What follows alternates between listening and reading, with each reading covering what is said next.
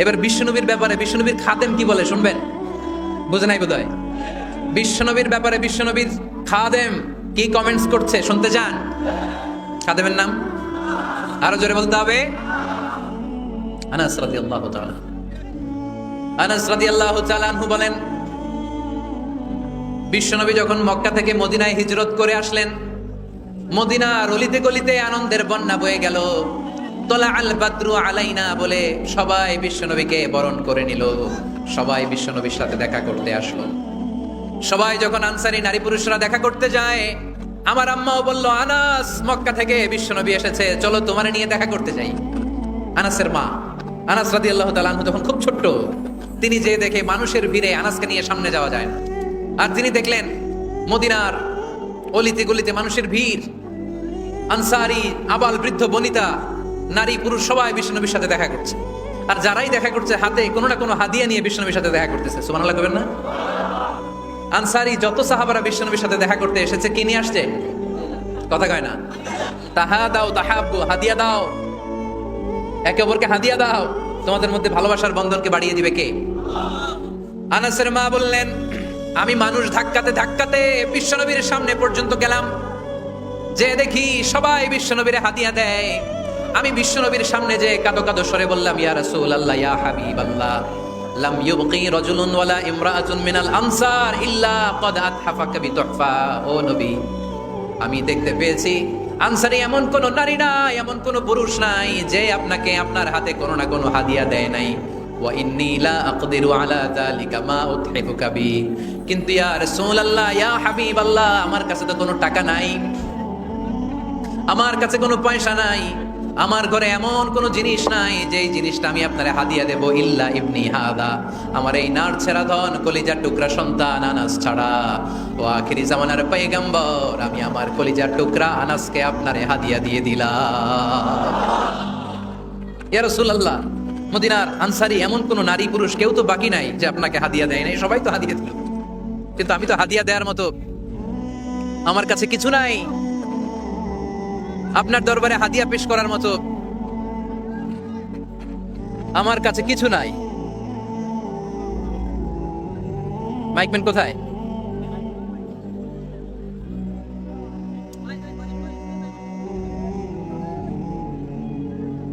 কোথায় মাইকম্যান? কি সমস্যা?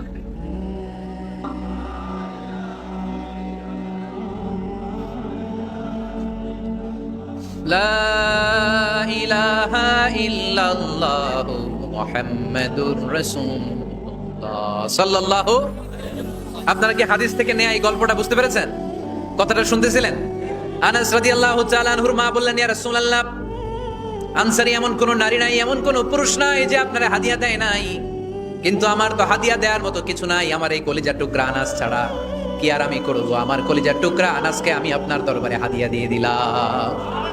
ইয়া রাসূলুল্লাহ, আমার ছেলেটারই আপনারা হাদিয়া দিলাম। খুদ হাদা ইয়াখদুমু কামা বাদা লাক, আপনার যেই কাজ লাগবে, যেই খেদমতের প্রয়োজন আপনার এই খেদমত করবে।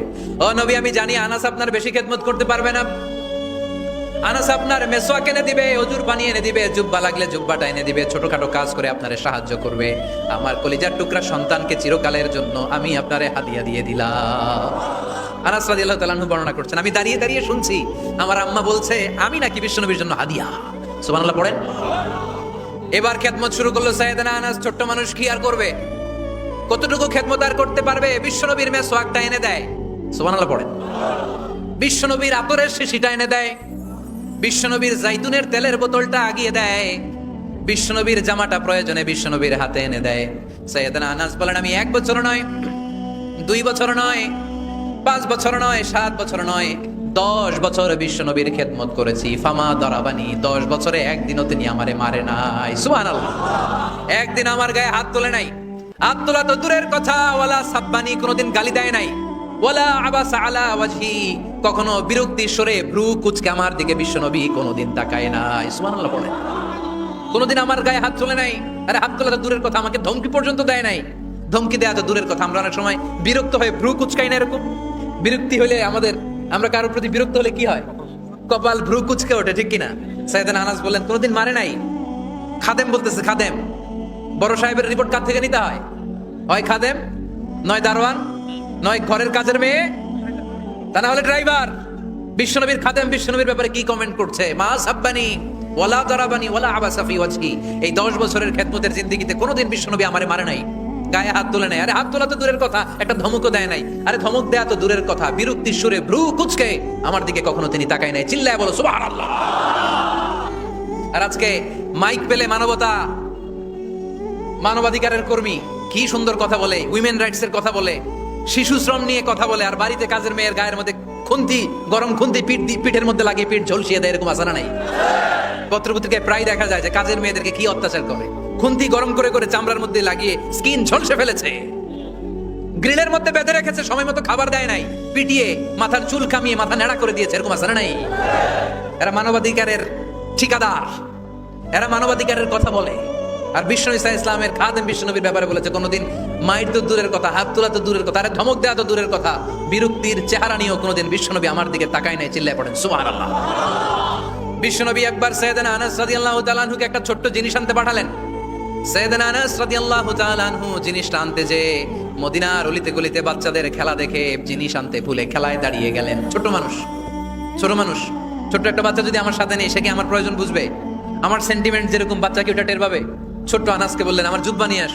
বিষ্ণু ইসলাম সামদেশের জুব্বা পড়তেন, বলতেন জুব্বা নিয়ে এসো। জুব্বা আনতে যখন বেরোলেন আনাস রাদিয়াল্লাহু তাআলা আনহু, দেখলেন মদিনার অলিতে গলিতে বাচ্চারা কুতকুত খেলে।